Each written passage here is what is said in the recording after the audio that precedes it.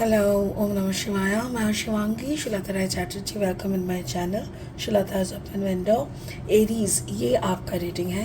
ये रीडिंग है 1 दिसंबर 2024 से लेके 15 दिसंबर 2024 तक की एनर्जी के ऊपर. एक साल कंप्लीट होने को आया फिर से. तो चलिए देख लेते हैं लास्ट फेज़ में आपकी ज़िंदगी का जो रिलेशनशिप है वो कैसा चल रहा है.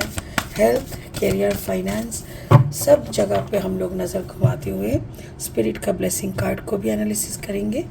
तो चलिए, Aries and Aries. Wow, 7 of air, ये आपका प्यार का यानी लव रिलेशनशिप का कार्ड है. आपका जो करियर फाइनेंस है वो है 3 ऑफ फायर. अच्छा, 3 ऑफ फायर. एंड आपका overall energy is S of earth. Beautiful beautiful. Okay, तो मुझे यहाँ पे जो 3 कार्ड मिला है, जैसे कि 7 ऑफ एयर, यानी जो भी आप कर रहे हो ना, आप साइलेंटली कर रहे हो. इवन आप बहुत सारे लोगों की देखभाल करना, उन लोगों की टेक केयर करना, बहुत सारे परिवार की रोटी रोज़ी आपसे जुड़े हुए, ऐसा कुछ लग रहा है. और ये ज़िंदगी की एक ऐसी मुकाम पे आप खड़े हो, मे बी सेल्फ लव के बाद वाला स्टेज ऐसा लग रहा है एरीज. और यहाँ पे है 3 ऑफ फायर, यानी आप कोई ट्रैवल मोड में हो सकता है कि आपका कोई लॉन्ग टर्म प्लानिंग है. दिसंबर का महीना, फेस्टिव सीजन हो सकता है. And S of earth is overall energy में आप काफ़ी ग्राउंडेड हो. आपका ठीक ठाक रोज़गार भी चल रहा है. और ये जो स्पिरिट का ब्लेसिंग कार्ड है, दैट इज़ कम्यूनियन, इश्तार. तो ऐसा लग रहा है. कार्ड नंबर 24 है. 4 + 2 = 6. तो इस कार्ड का वैसे तो है कि how you are reciprocating your situation, कैसा आप कर रहे हो. बट इसका जो ओवरऑल एनर्जी का रीडिंग है, ये हम लास्ट में इसका मीनिंग और अच्छे से एक्सप्लेन करेंगे. फिलहाल लेनोर्मन डेक से 3 कार्ड लेंगे रीडिंग को आगे बढ़ाते हुए. मेरी गले में बहुत दर्द है तो इसीलिए थोड़ा ज़ोर से बात नहीं कर पा रही हूँ. ओके, अगर आप मेष राशि के जातक है या तो फिर मेष लग्न के सन मून राइजिंग, कहीं पे भी अगर आपका मेष एनर्जी यानी एरीज एनर्जी है, तो आपका एनर्जी के साथ इस रीडिंग का एनर्जी आपको कहीं ना कहीं कुछ ना कुछ मैचिंग ज़रूर मिलेगा. The Sikar, card number 10. The anchor, card number 35, and then the journal, card number 26. Okay, और 3 कार्ड लेंगे स्पिरिट के ब्लेसिंग्स को समझने के लिए और क्लियरली. अगर आप नए हो मेरी चैनल पे, मुझे सुनते हुए आप इंजॉय कर रहे हो, तो प्लीज़ मेरी चैनल को सब्सक्राइब ज़रूर कर देना. बेल आइकन को दबा देना ताकि मेरी बनाई हुई हर एक वीडियो आप तक सीधा पहुँचे. कंटेंट अगर यूज़फुल लगता है तो प्लीज़ इसको ज़्यादा से ज़्यादा शेयर कर देना. और हाँ, एक like. Thank you so much Aries. चलो देख लेते हैं क्या क्या है. 3 of pentacles. Okay, and then is 5 of cups. Okay, and then temperance energy. देखो, लव लाइफ से शुरू करेंगे. अच्छे से समझने की कोशिश कीजिए. 7 ऑफ एयर का बहुत सारा मीनिंग होता है, बट यहाँ पे जैसे वो आके खड़े हैं, ऐसा लग रहा है जैसे आपके सामने बहुत सारे ऑफर्स है, अपॉर्चुनिटीज़ है. You have lot of person in front of you जिससे आप पार्टनरशिप कर सकते हो. या तो फिर आप बहुत सारे लोगों को, मतलब होता है ना, आपको पता है सामने वाला वो लड़का आपको बहुत पसंद करता है या वो लड़की आपको लाइक भेज रहा है तो ऐसा आपको लग रहा है. और आपके चारों ओर इतनी सारी अपॉर्चुनिटीज़ होने के कारण आपका जो वो कॉन्फिडेंस है वो काफ़ी हाई राइजिंग है. स्पिरिट का ब्लेसिंग है. आपको ऐसा लग रहा है किसी एक को उखाड़ के, मतलब सिचुएशन का ऐसा है कि अगर आप किसी के साथ स्टिक किए हुए हैं और उस जगह पे आपका क्वेरीज है, आपका शांति नहीं है, तो उस जगह को शायद आप ख़त्म करके दूसरी जगह पे जाने का कोशिश कर सकते हैं. इवन मुझे ऐसा लग रहा है कि आपकी ज़िंदगी में कोई है जो परमानेंटली आपके साथ बहुत सालों से, मे बी 10-15 साल से आपके साथ है. May be 17 years, but last 3 month या 3 years किसी और के और आप अट्रैक्शन फील कर रहे हो, एंड मे बी आपका जो एग्जिस्टिंग 17 और 10 years का जो ये रनिंग रिलेशनशिप है, इसमें आपको वो खुशी नहीं मिल रहा है, वो एक्साइटमेंट ख़त्म हो गया है, तो आपको शायद कोई दूसरे की तरफ मन जा रहा है। देखो ये आपकी एग्जिस्टिंग है जो बैठ के अपनी काम पे ध्यान दे रहा है, because this person is confident कि तुम मुझे छोड़ के कहाँ ही जाओगे, हम दोनों की इतना अच्छा बॉन्डिंग है, बट आपका ऑलरेडी नैन मटकना शुरू हो चुका है कहीं पे। देखो एरीज, ऐसा भी हो सकता है कि ये आप नहीं, आपका पार्टनर है, मतलब ये सिचुएशन में आप हो।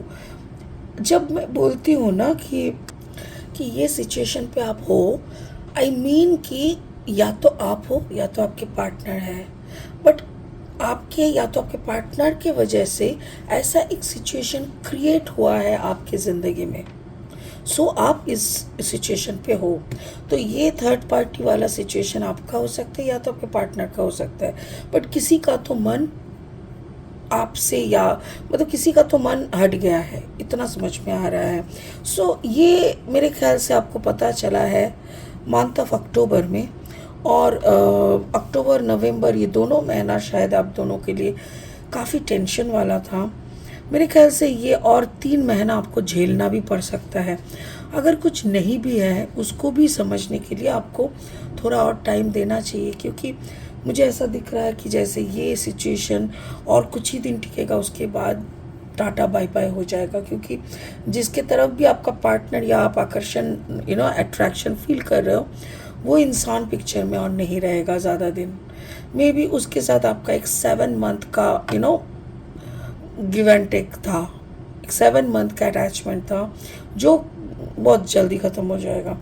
आपका करियर फाइनेंस में देखो, करियर फाइनेंस में 3 of Fire, मे बी आप ट्रैवल एरिया में हो सकता है कि आप जिस पोजीशन में काम करते हो वहाँ पे ट्रैवलिंग का बहुत डिमांड हो, आपको ट्रैवल करना पड़ रहा है। Obviously you are enjoying the travelling, और उसके साथ साथ आप जहाँ पे भी ट्रैवल कर रहे हो, अगर आप दूसरे कॉन्टिनेंट में जा रहे हो तो आप प्लान कर रहे हो कि उस कॉन्टिनेंट में कैसे रुका जाए।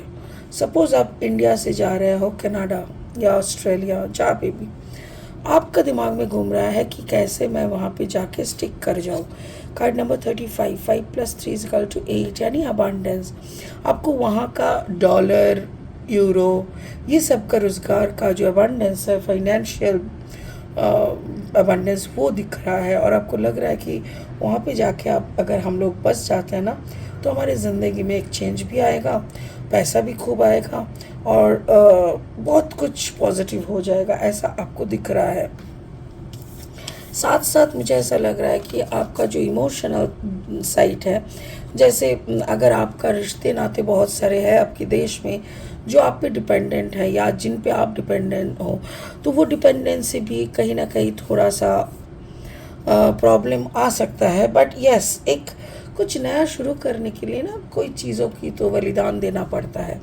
तो मुझे दिख रहा है कि जैसे बहुत जल्दी आपको 2-3 महीने के अंदर, या तो मार्च, मेरा बात थोड़ा दिमाग से सोचिएगा, I am doing this reading on December से अगर है तो जनवरी, फरवरी, मार्च के महीने में, या तो मार्च में आपको कंफर्म हो जाएगा कि आप दूर देश में ट्रैवल कर रहे हो, और वहाँ पे आपका रुकने का भी सिचुएशन है, और आप शायद रुकोगे भी लॉन्ग टर्म के लिए, और उस दौरान आपके जो घर में परिवार जो आपको मिस करेंगे, वहाँ पे एक लूप क्रिएट होगा।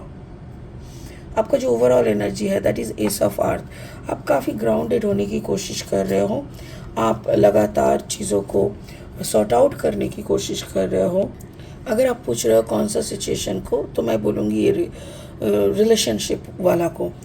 अगर आपको पार्टनर की पता चला है आपके बारे में, या आपको पता चल गया आपके पार्टनर के बारे में, तो यहाँ पे एक ऑब्वियस है कि यहाँ पे एक कैओस क्रिएट हुआ है, एक डिस्टर्बेंस क्रिएट किया हुआ है, और उस डिस्टर्बेंस से निकलने के लिए आप दोनों ही जी तोड़ मेहनत कर रहे हो। और मुझे अच्छा लग रहा है कि आप दोनों को ये समझ आ रहा है कि बीइंग अ फायर साइन, हम लोगों की ज़िंदगी में ऐसे पैशनेट, थोड़ा बहुत लविंग अट्रैक्शन आ ही सकते हैं, बट इसमें बह जाना नहीं चाहिए।